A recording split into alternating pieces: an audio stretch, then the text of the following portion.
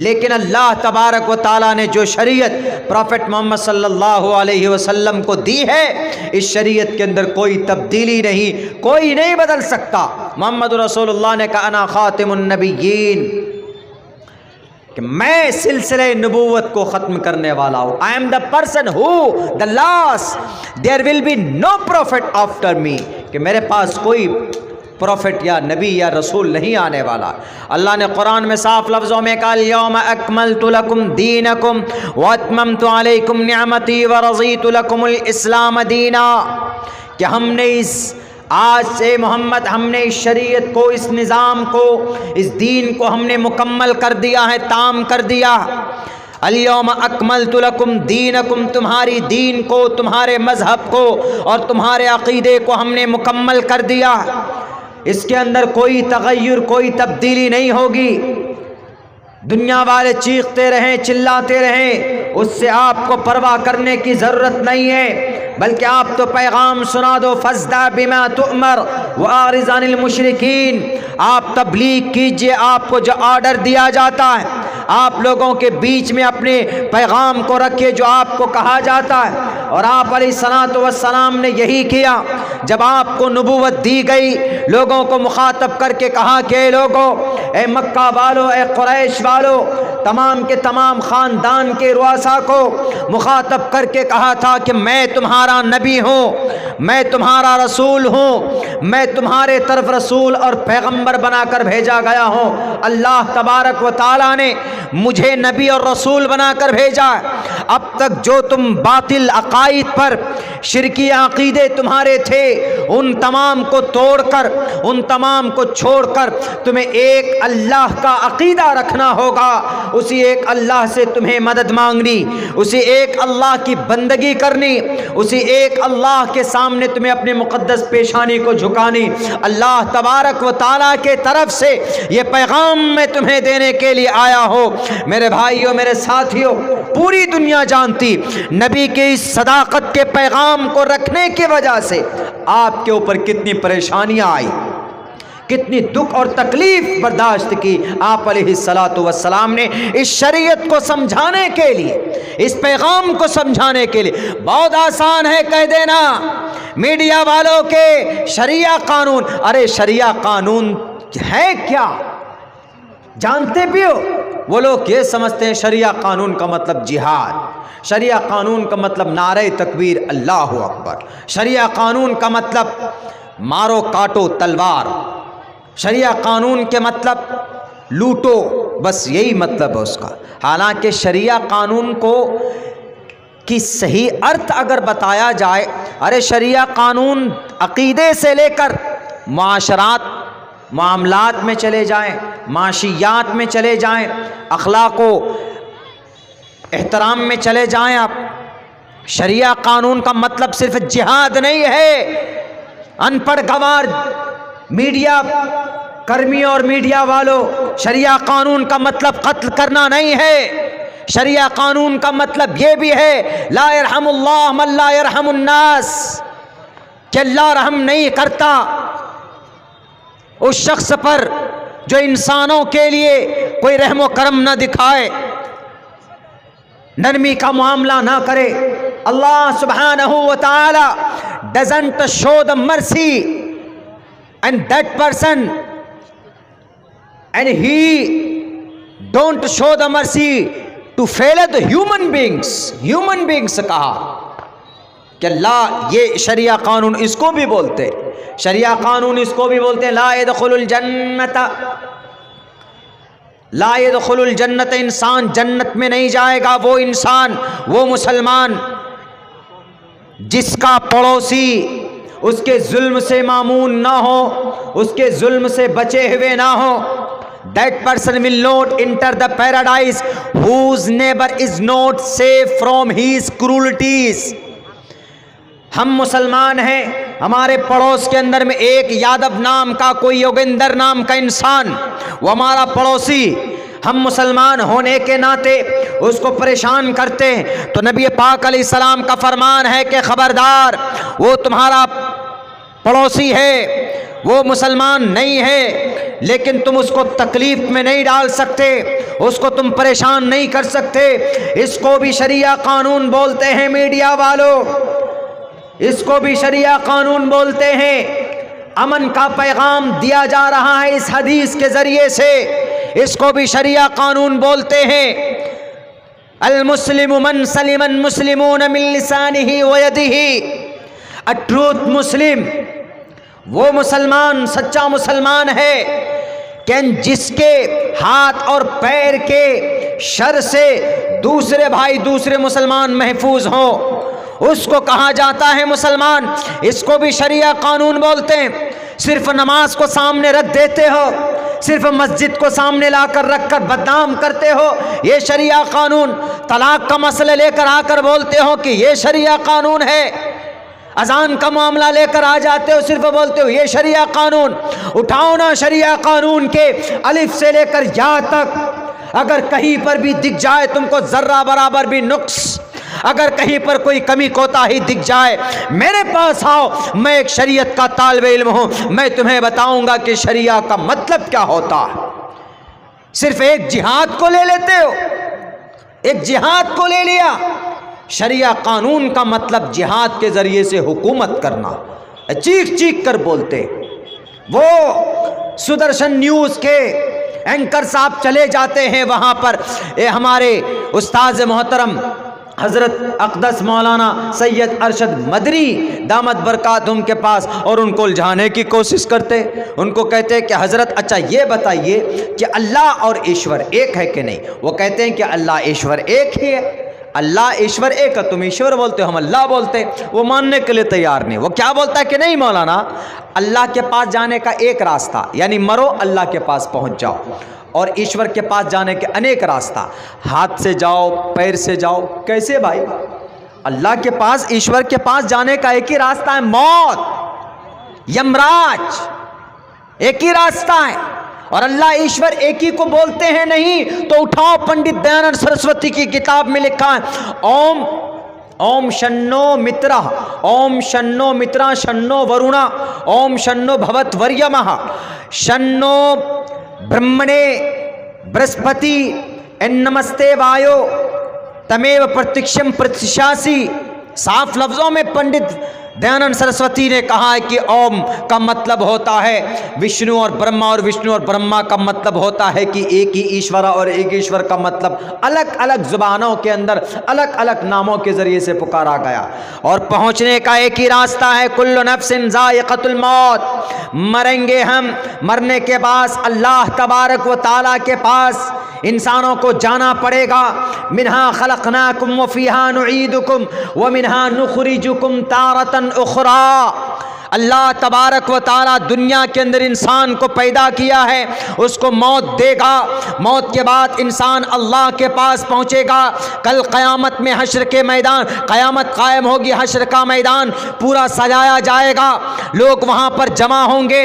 नहीं तुमको यकीन होता है एक ही रास्ता, अगर नहीं हो तो उठाओ पढ़ो, तुम अपने युनाह पिता जनिता यु विधाता धामानि वेद भूनानि विश्वा में कहा गया कि लोगों ज़रा सोच समझ कर कदम रखना, इसलिए कि तुमको मरने के बाद तुमको अपने ईश्वर के पास जाकर वहां पर जो तुमने काम किया है ना दुनिया में, सुदर्शन न्यूज़ के जरिए से लोगों को जो भ्रमित किया है, लोगों को जो डराया है शरिया कानून के जरिए से, तुमको वहां पर एक एक तुम्हारा अपने भाषण का हिसाब देना पड़ेगा ईश्वर परमात्मा के पास। बहुत बड़ा आसान। शरिया कानून मतलब जिहाद, शरिया कानून मतलब पर्दा, शरिया कानून मतलब औरत के हुकूक को जब्त करना, शरिया कानून का मतलब औरत के ऊपर जुल्म ज़्यादती करना। यही मतलब वो बयान करते। पागल हो गए हैं वो, बेवकूफ़ हो गए, वो नहीं जानते शरिया कानून। इसी शरिया कानून, इन्हीं प्रोपेगेंडे की वजह से, इसी तशद्दुद की वजह से त्रिपुरा पे हिंसा हुआ। त्रिपुरा स्टेट के अंदर कैसे हिंसा हुआ पता है आपको? आपको मालूम होना चाहिए कि बांग्लादेश जो हमारा एक पड़ोसी मुल्क है, उस बांग्लादेश में शायद कुछ हिंदू भाइयों के ऊपर कुछ मुसलमानों ने जुल्म ज़्यादती की। अगर की है तो ये बिल्कुल निंदनीय है, ये बिल्कुल नाकाबिल कबूल। बांग्लादेश के अंदर अगर हमारे हिंदू भाई रहते तो वहाँ के कानून के मुताबिक उनको हक हुकूक वहाँ पर मिलना चाहिए, उनको इंसाफ मिलना चाहिए। अगर जुल्म ज़्यादती कोई मुसलमान करता है, अगर ये समझता है कि हम अक्सरियत में हैं और हिंदू भाई अक़लियत में, तो दबाओ, बिल्कुल नहीं, इजाज़त नहीं है। वहाँ के कानून के मुताबिक उनको कानूनी कार्रवाई करनी चाहिए। बांग्लादेश में झगड़ा होता है हिंदू मुस्लिम में, तो वो उसकी वजह से उसका रिवेंज यानी उसका बदला, इंतकाम, त्रिपुरा के अंदर वहाँ जो मुसलमान थे, क्या नारे लगाए उन्होंने? ये नारा लगाया कि मुल्लागिरी नहीं चलेगी, मुल्लागिरी नहीं चलेगी, यानी टोपी दाढ़ी वाले की दादागिरी नहीं चलेगी। कौन कर रहे थे ये? अखिल भारतीय विश्व परिषद, एक संगठन है जिसको बोलते हैं ABVP, अखिल भारतीय विश्व परिषद। मतलब हिंदू धर्म में RSS तंजीम के प्लेटफॉर्म से एक ऐसी तंजीम है जिसमें स्टूडेंट लोग, पढ़ने वाले छात्र, तालिब इल्म लोगों की एक अलग तंजीम है, संगठन है। तो उसी संगठन के ज़रिए से त्रिपुरा में एक रैली निकाली गई। रैली निकाल कर ये नारे लगाए गए, ये नारे लगाकर फिर मस्जिदों में आग लगाई। एक मस्जिद में नहीं, 2 नहीं, 3 नहीं, 4 नहीं, 5 नहीं, 12 मस्जिदों में आग लगाई जाती। मामला बांग्लादेश का है, बांग्लादेश गवर्नमेंट खुद हल करेंगे अपने मामलात को। तुम्हारे पेट में क्यों दर्द होता है? भारत के अंदर त्रिपुरा के निहत्थे, लाचार, बेबस मुसलमानों की मस्जिदें जलाकर, इस पर मीडिया वाले तुम तो नहीं बोलोगे, इस पर तो तुम्हारी जुबान कट जाएगी, इस पर तो तुम्हारी जुबान में ताकत नहीं है। तुम्हें बोलना चाहिए कि त्रिपुरा के अंदर उनको उग्र करने का, उनको दंगा और फसाद करने का कोई अधिकार कोई नहीं देता, नहीं करना चाहिए उनको, लेकिन नहीं बोलोगे। सबकी जुबानें गूंग, आज तक वाले गूंग, ABP वाले गूंग हो गए, सबके सब रिपब्लिक। पूछता है भारत कहाँ सो गया, पूछता है भारत नहीं सोता है, भारत बन गया वो। उन्हें बोलना चाहिए त्रिपुरा पर जुल्म ज़्यादती हो रही है, उनको बोलना चाहिए कि वहाँ के लॉ एंड ऑर्डर की धज्जियाँ उड़ाई गई है। नहीं बोलोगे, बोलोगे तो तुम्हारे खुदा खुश हो जाएंगे। एक बात याद रखो, वो हकमुल हाकिमीन है, अगर वो नाराज हो जाएगा तो तुमको इस धरती के ऊपर सुकून और चैन नहीं मिलने वाला है। किस गुमान में हो? गरीबों के, मजलूमों के, यतीम, लाचार, बेबस, निहत्थे लोगों को परेशान करके उनका घर जलाकर तुम सुकून से बैठोगे? बहुत दिक्कत होती है, बहुत परेशानियां होती है एक घर को आबाद करने में।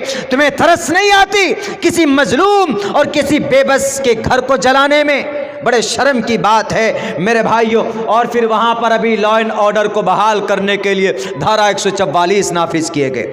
ये मीडिया वाला नहीं बताएंगे, ये तो कहेंगे कि अच्छा हुआ वो शरिया वाले जो हैं, शरिया कानून वाले जो हैं, उनका घर जलाया जा रहा है। दर्द होना चाहिए। हमारे मोहम्मद रसूलुल्लाह तो ऐसे थे कि अगर कोई यहूदी या कोई मुशरिक या किसी काफिर, अब लफ्ज़ काफिर पर अड़ गए, वो हज़रत मौलाना से काफिर पर अड़ गए। क्या अच्छा आप हमको काफिर मानते? काफिर का मतलब वो लोग पता नहीं पाप समझते।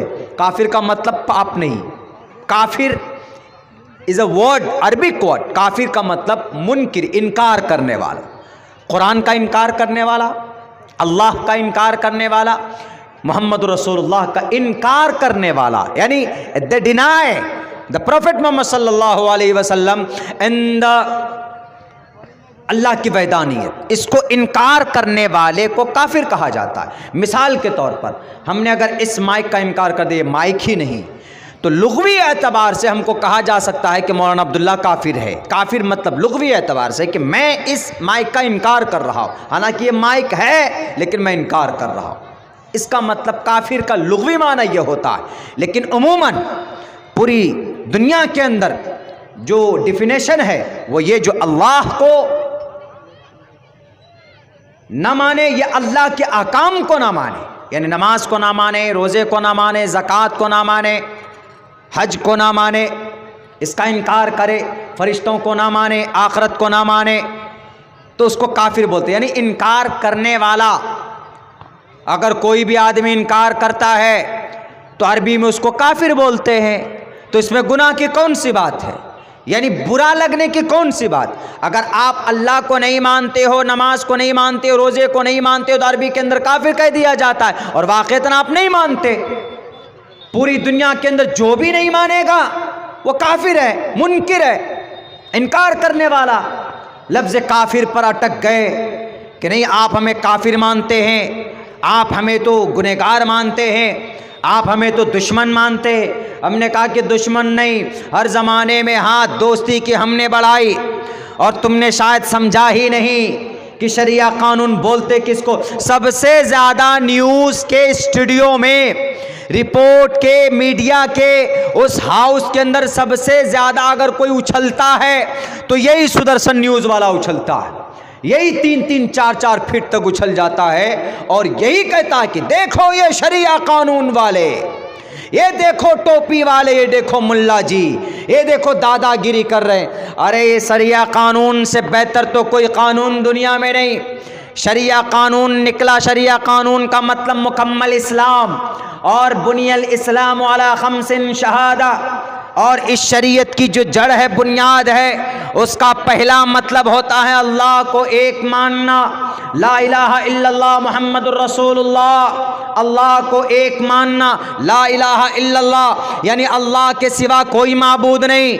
इससे हमको ये पैगाम मिलता है कि आज पूरी दुनिया के अंदर जितने भी खुदा बन जाएं, चाहे पैसे वाला खुदा हो, चाहे वो पीर वाले खुदा हो, चाहे वो लंबी लंबी पगड़ियाँ बांध कर और टखने से नीचे शलवारें लटकाते हुए वो बड़े लगते हैं जनाब, अल्लाह वाले नुमा, अल्लाह वालों के तरह दिखते हैं, होते नहीं हैं। अगर कोई दुनिया के अंदर है तो अल्लाह तबारक व ताला ने अपने इस कलिमे के ज़रिए से ला इलाहा इल्लल्लाह, अल्लाह के सिवा कोई माबूद नहीं है, मुहम्मदुर रसूलुल्लाह, और अंतिम के अंदर कहा कि मोहम्मद अल्लाह के रसूल हैं। इसी का अकीदा, शरिया कानून का मतलब, शरिया निज़ाम का मतलब अल्लाह को एक मानना, मोहम्मद को अपना आखिरी प्रोफेट और रसूल मानना। क्या कोई गुनाह है, क्या कोई जुर्म है इसके अंदर? और आगे चलिए, दूसरा क्या है, बुनियल इस्लाम वाला खम्सिन शहादा।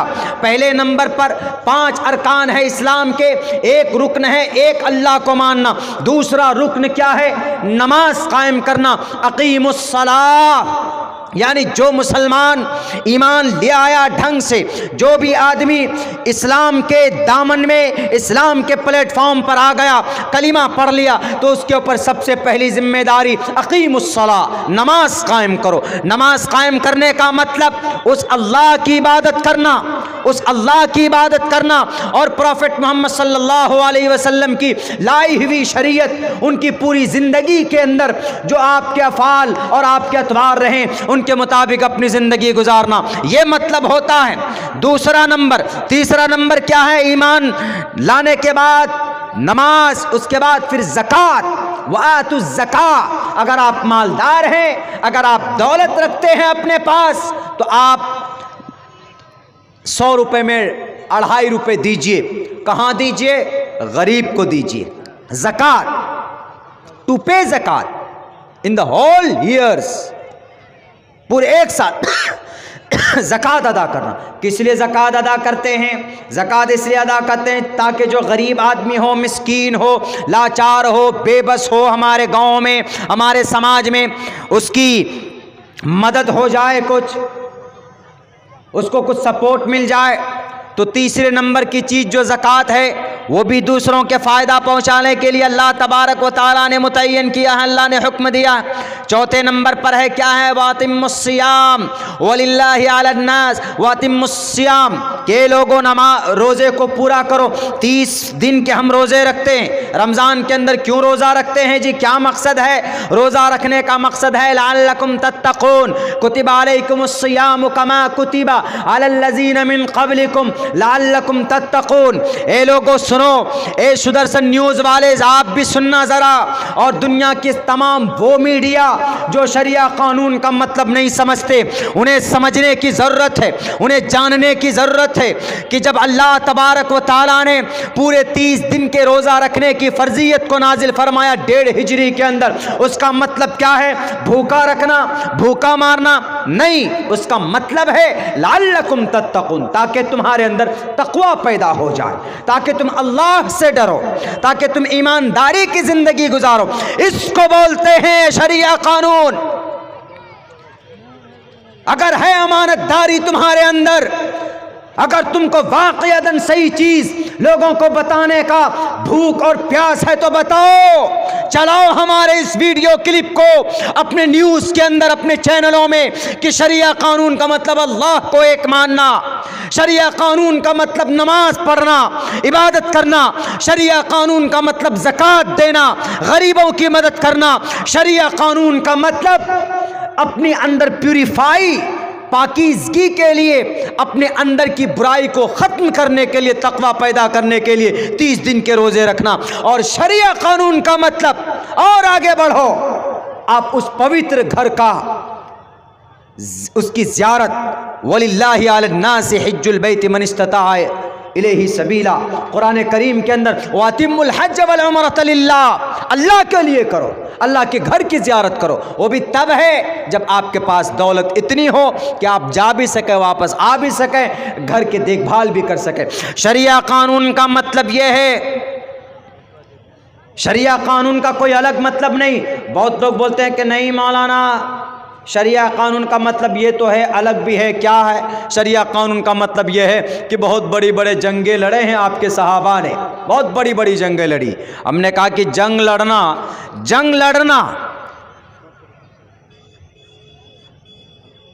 ये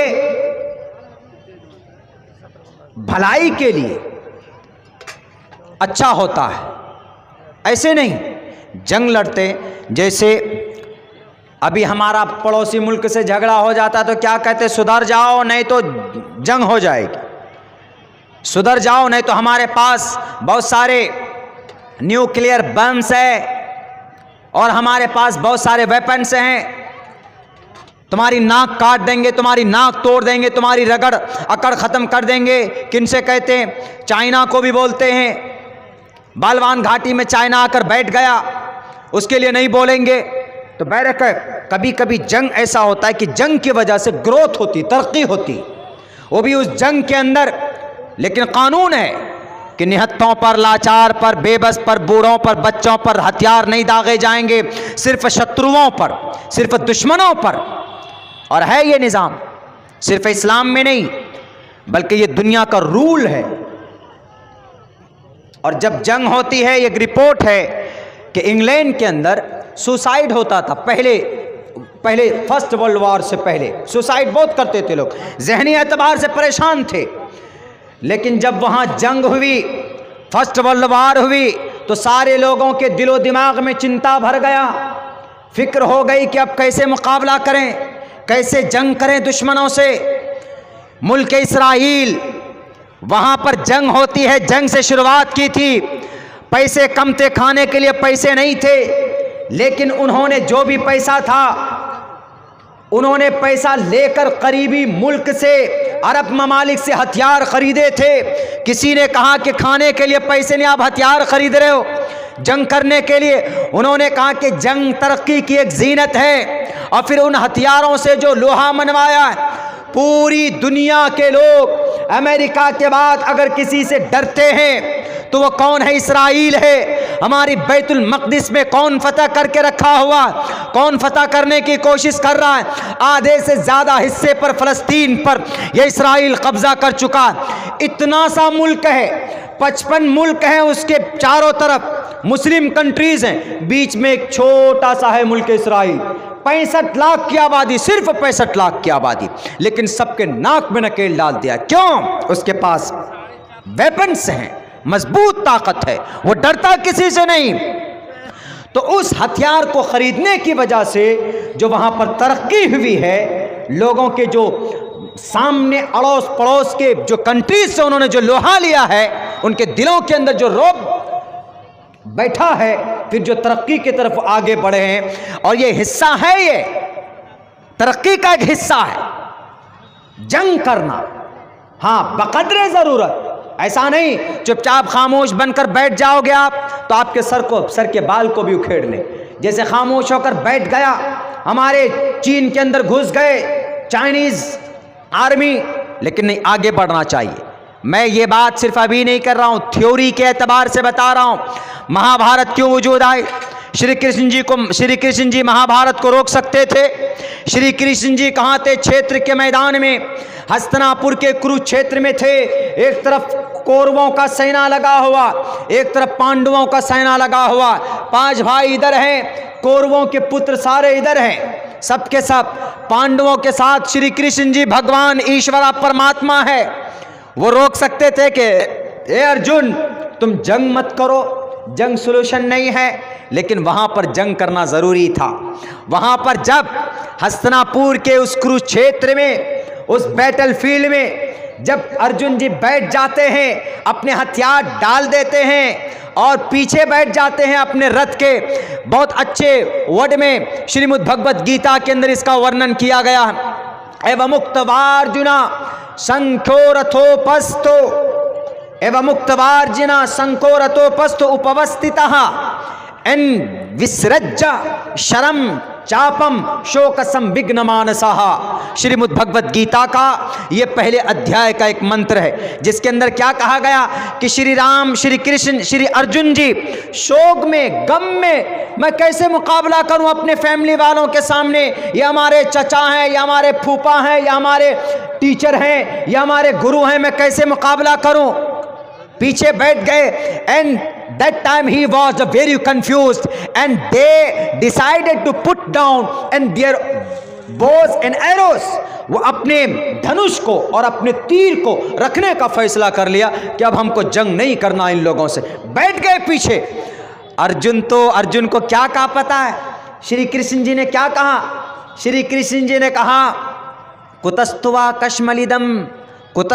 कश्मलिदम विश्मे समुपस्थितम अनार्यजुष्टम स्वर्ग्यम एवं मुक्तवार्जुना। भगवान ईश्वर कह रहे हैं अर्जुन से कि अर्जुन, तुम बुज़दिल बन गए हो, पागल हो गए हो तुम। अभी ये वक्त बैठने का है, ये वक्त मुकाबला करने का है। किससे? इन कौरवों से। कौन कह रहा है? ईश्वरा कह रहा है। इसका मतलब है कि जब जरूरत पड़ जाए तो जंग करना जरूरी है, मुकाबला करना जरूरी है। तो उन्होंने कहा कि हे अर्जुना, तुमको आखिर कौन सी बात दिल में पैदा हुई जिसने तुमको नपुंसक बना दिया, जिसने तुमको कमजोर बना दिया? और तुमको किसी चार्यवान ने कहा, किसी विद्वान ने कहा है, और तुम्हारा ये फैसला क्या तुमको स्वर्ग लेकर जाएगा? अनार्यजुष्टम स्वर्गयम कीर्ति कर्म जुनाहा। साफ लफ्जों में कहा श्री कृष्ण जी कह रहे हैं अर्जुन को कि अर्जुन, आखिर क्या हो गया तुमको? यानी लड़ने के लिए उभार रहे। और आगे क्या बोलते हैं पता है? आगे देखिए, उसको कहते कि उठो उठो, किलेपियम मास्म गमहा नहीं तत्वयुपद्यते हृदय दौर्बल्यम। के अर्जुन उठो, नपुंसा को मत प्राप्त हो, मुकाबला करो इनके सामने में, अपने हथियार को उठाओ। अगर तुमने इनका मुकाबला नहीं किया तो ये तुम्हारे धर्म का और तुम्हारा नाश कर देंगे। मेरे भाइयों, इसी जंग को लेकर प्रॉफेट मोहम्मद को बदनाम करते हैं, सहाबा को बदनाम करते हैं कि देखो आपके सहाबा ने जंग यरमूक लड़े, हजरत अबू बकर सिद्दीक, हजरत उमर फारूक जंग कादिसिया में गए, तारिक बिन जियाद ने 30,000 लश्कर लेकर 6 लाख रोमन एम्पायर के पैर तोड़ दिए थे और उन्होंने स्पेन को हमला किया, उन्होंने अंदलुस के ऊपर हमला किया, पूरे अंदलुस को कब्जा किया। मोहम्मद बिन कासिम अल फातिह अस-सक़फ़ी ने ये वादी सिंध को कब्जा किया, मौजूदा पाकिस्तान का